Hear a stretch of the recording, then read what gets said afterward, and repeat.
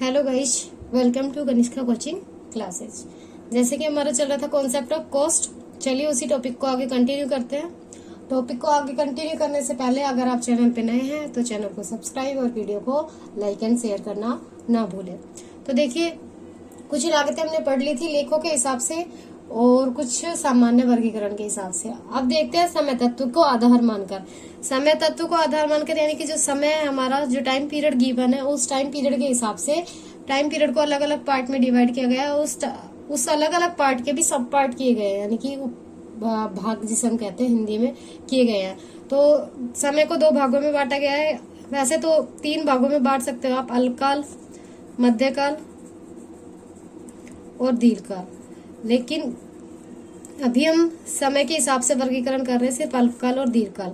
अल्पकाल वह समय अवधि होती है जिसमें आप क्या करते हैं, अपने जो साधन है उनमें परिवर्तन नहीं कर सकते, मतलब स्थिर रखते हो आप उन साधनों को। तो काल कौन सा हो गया आपका, अल्पकाल। और दीर्घकाल कौन सा हो गया, जिस टाइम पीरियड में आप अपने साधनों में, विचारों में, मतलब सभी चीजों में क्या हो जाता है, बहुत ज्यादा समय अवधि होती है जिसमें आप क्या कर सकते हो, सभी चीजों में अपना परिवर्तन कर सकते हो। तो अल्पकालीन लागतें कितनी होती है, उनको आप 7 पार्ट में डिवाइड करके पढ़ सकते हैं। अल्पकाल में कितनी लागतें होती है, फर्स्ट है कुल स्थिर लागत, सेकेंड है कुल परिवर्ती लागत, थर्ड है कुल लागत। नेक्स्ट उसके बाद औसत स्थिर लागत, औसत परिवर्ती लागत, औसत लागत या फिर सीमांत लागत।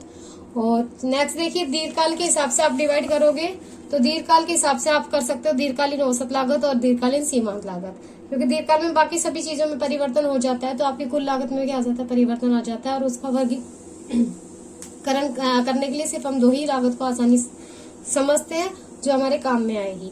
आगे देखिए, फर्स्ट अल्पकालीन लागत कौन सी है, कुल स्थिर लागत। चलिए उसको देखते हैं।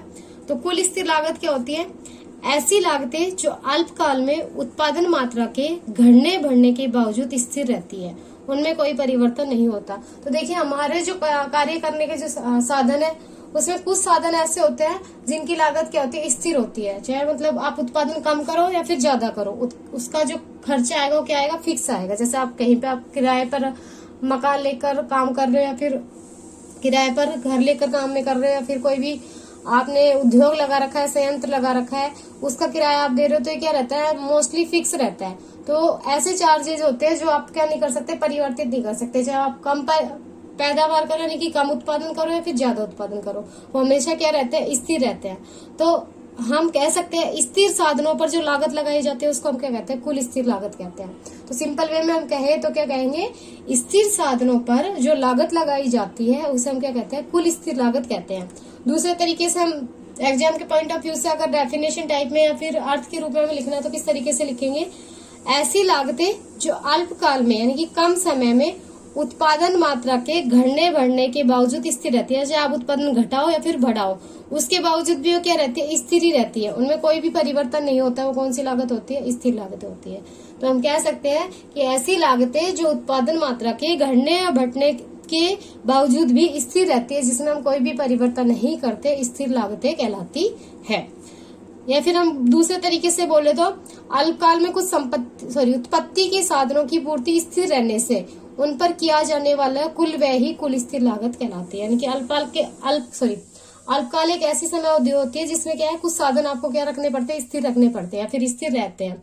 तो उस स्थिर साधन पर आप जो व्यय कर रहे हो उसको हम क्या कहते हैं, कुल स्थिर लागत कहते हैं।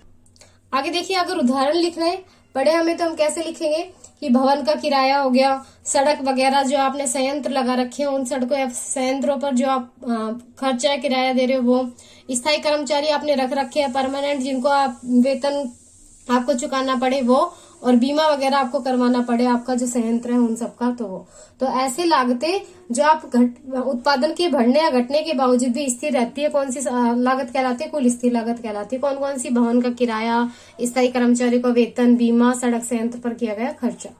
आगे देखिए, सेकंड कौन सी आपकी, कुल परिवर्ती या परिवर्तनशील लागतें। ऐसी लागतें जो उत्पादन की मात्रा में घटत बढ़त के साथ घटती बढ़ती रहती है। देखिए, कुछ साधन आपके क्या होते हैं, परिवर्तनशील होते हैं, आपको बदलते रहने पड़ते हैं। तो उन साधनों पर जो व्यय किया जाता है वो क्या कहलाता है, परिवर्तनशील या परिवर्ती लागतें कहलाती है। तो ऐसी लागतें जो आप क्या कर रहे हो, उत्पादन के परिवर्तनशील साधनों पर लगा रहे हो या खर्च कर रहे हो, वो कौन सी लागत होगी, परिवर्ती या फिर परिवर्तनशील लागत। या फिर दूसरे तरीके से हम कह सकते हैं कि ऐसी लागत जो उत्पादन की मात्रा के साथ में घटती या बढ़ती रहती है परिवर्तनशील लागत कहलाती है। अल्पकाल में कुछ उत्पत्ति के साधनों की पूर्ति परिवर्तनशील होती है। इन पर किए जाने वाले कुल व्यय को ही कुल परिवर्ती या फिर परिवर्तनशील लागतें कहा जाता है। यानी कि अल्पकाल एक ऐसी समय अवधि होती है जिसमें क्या होता है, परिवर्तनशील साधनों का आप क्या करते हो, उपयोग कर रहे हो, तो उस परिवर्तनशील साधनों पर जो भी कुछ आप व्यय कर रहे हो क्या कहलाता है, आपका परिवर्ती लागत या फिर परिवर्तनशील लागतें कहलाती है। अब आपसे पूछा जाए कि परिवर्तनशील लागतों के उदाहरण बताइए, तो आप किस तरीके से बताओगे? कच्चा माल कभी तो क्या आपको सस्ता मिल जाता है और कभी आपको क्या मिलता है, महंगा मिलता है। तो कच्चा माल क्या है, कभी आपको ज्यादा लगाना पड़ता है, कभी आपको जितना आपका ऑर्डर आया है उसके हिसाब से लगाना पड़ता है। तो ये अलग अलग क्या है, परिवर्तित होते रहते हैं, यानी कि परिवर्तन होता रहता है इनमें। तो इन पे जो परिवर्तन होता है, परिवर्तन होने के कारण जो व्यय किया जाता है वो क्या होता है, परिवर्तित होता रहता है। इसको हम क्या कहते हैं, कुल परिवर्तनशील या परिवर्ती लागतें कहते हैं। जैसे बिजली का खर्चा हो गया, पानी पर जो व्यय करते हो वो। आगे आ जाइए कुल लागतें। उत्पादक द्वारा उत्पादन कार्य को करने के लिए जो कुछ भी व्यय करना पड़ता है उसके योग को कुल लागत कहते हैं। अब देखिए, स्थिर साधनों पर भी उसने खर्च कर दिया और परिवर्तनशील साधनों पर भी उसने खर्च कर दिया। अब दोनों का जो खर्चा मिलाएंगे उसको हम एक तरीके से क्या कह देते हैं, कुल लागत आएगी। जैसे मान लीजिए आप है ना, कोई सामान मंगा रहे हैं, मशीन मंगा रहे हैं, एक मशीन मंगा रहे, कितने की आई आपकी, वो 40,000 की मशीन आई है। और उसको लाने ले जाने का जो खर्चा आया, एक्सपेंसेस आया आपके, वो कितने आए, 10,000 के। अब मैं आपसे पूछूं कि वो मशीन आप कितने की लाए हैं, तो आप ये कहोगे कि 40,000 की, नहीं, आप क्या कहोगे, 50,000 की हम मशीन लाए हैं। तो इसी तरीके से क्या है, आपसे आप पूछा जाए कुल लागत क्या होती है, तो आप क्या कहोगे, स्थिर लागतों पर जो खर्च किया वो, और जो परिवर्तनशील लागत जो आपने लगाई है वो, दोनों लागतों को मिलाकर हम क्या कहते हैं, कुल लागत कहते हैं। तो उत्पादन कार्य को करने के लिए जो कुछ भी हमें व्यय करना पड़ता है उसे हम क्या कहते हैं, कुल लागत कहते हैं।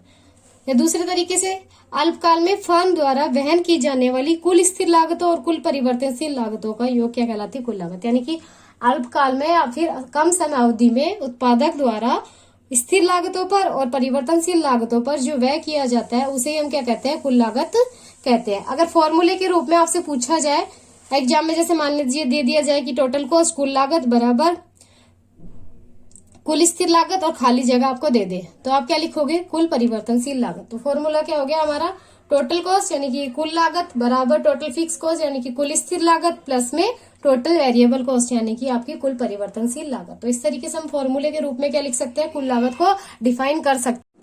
देखिए, अब हमने फॉर्मूला पढ़ लिया, total cost equal to total fix cost और प्लस में टोटल वेरिएबल कॉस्ट। अगर इसी को हम एक डायग्राम के थ्रू समझाना चाहे तो किस तरीके से करेंगे, तो देखिए एक्स एक्स पे तो हमने ले ली उत्पादन मात्रा, यानी कि कितना आप उत्पादन कर रहे हो, कितनी क्वांटिटी में या कितना आउटपुट आप तैयार कर रहे हो, वो सभी कहाँ जाएगा, एक्स एक्स पर। और वाई एक्स पर क्या आ जाएगा, आपकी लागत, यानी कि कितनी कॉस्ट लग रही है आपको कोई भी वस्तु आप बना रहे हो उसके लिए।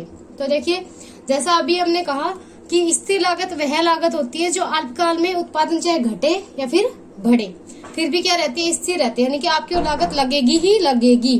तो ये एक तरीके से क्या है, मान लीजिए ये आपका 0 पॉइंट है, ठीक है, और आप उत्पादन नहीं करोगे तो ये 0 आपकी लागत आएगी। लेकिन जैसे मैंने कहा कि स्थिर लागत क्या होती है, आपकी लगती ही लगती है। तो टोटल फिक्स कॉस्ट आपकी क्या है, लगेगी, यानी कि 0 से लेकर C तक, यानी कि ये वाली कॉस्ट आपको क्या करनी पड़ेगी, वहन करनी पड़ेगी। इसके बाद ये आपका डायग्राम बन गया टोटल फिक्स कॉस्ट। अब चाहे आप उत्पादन 0 करो, चाहे 2 करो, चाहे 1 करो, चाहे 3 करो, चाहे 7 करो, चाहे 8 करो, कितनी ही क्वांटिटी आप करो, तो आपकी फिक्स लागत क्या रहेगी, फिक्स ही रहेगी, यानी कि ये क्या रहेगी, पैरेलल रहेगी, ठीक है। अब परिवर्तनशील लागत आपकी, जब आप कोई भी उत्पादन नहीं करेंगे तो 0 रहेगी, आप उत्पादन बढ़ाओगे तो बढ़ जाएगी, आप और उत्पादन बढ़ाओगे तो और बढ़ जाएगी, और उत्पादन बढ़ाओगे तो और बढ़ जाएगी। तो परिवर्तनशील लागत क्या होगी आपकी, इस तरीके से बढ़ती हुई रहेगी, जैसे जैसे आप आउटपुट बढ़ाओगे उसी तरीके से। फिक्स कॉस्ट आपकी क्या रहेगी, फिक्स रहेगी। अब देखिए, कॉस्ट आपकी फिक्स है, यहाँ से 0 से C तक तो आपकी लागत लग ही रही है, तो इतनी तो लागत आपकी लगेगी, चाहे आप उत्पादन करो या फिर मत करो, क्योंकि फिक्स कॉस्ट लगती है। और जब आप उत्पादन शुरू करोगे वेरिएबल कॉस्ट भी आपकी लगेगी, तो वेरिएबल कॉस्ट प्लस में फिक्स कॉस्ट दोनों मिलकर क्या बनाएंगे, आपके टोटल कॉस्ट को बनाएंगे। तो इस तरीके से क्या बन जाएगा, आपका टोटल कॉस्ट का क्या बन जाएगा, डायग्राम बन जाएगा। इस तरीके से हम क्या कर सकते हैं, कुल लागत, स्थिर लागत और परिवर्तनशील लागत को पढ़ सकते हैं। तो ये देखिए, आपके एग्जाम के पॉइंट ऑफ व्यू से बहुत ज्यादा इंपॉर्टेंट है। इनमें से कोई ना कोई लागत आपसे एग्जाम में पूछ सकते हैं, 1 वर्ड में भी पूछ सकते हैं, 1 लाइनर में भी पूछ सकते हैं, फॉर्मूला भी पूछ सकते हैं आपसे, डायग्राम से भी पूछ सकते हैं, 4 नंबर में भी देके पूछ सकते हैं, इसको 6 नंबर में भी देके पूछ सकते हैं। लेकिन मोस्टली इसके चांसेस है 1 या 2 या फिर 4 नंबर में आने के। तो आप इस टॉपिक को अच्छे से कवर कीजिए, आज की वीडियो में इतना ही करेंगे, आगे कंटिन्यू करेंगे अगली लागत को अगली वीडियो में। तब तक के लिए घर रहिए और खुश रहिए। Thank you.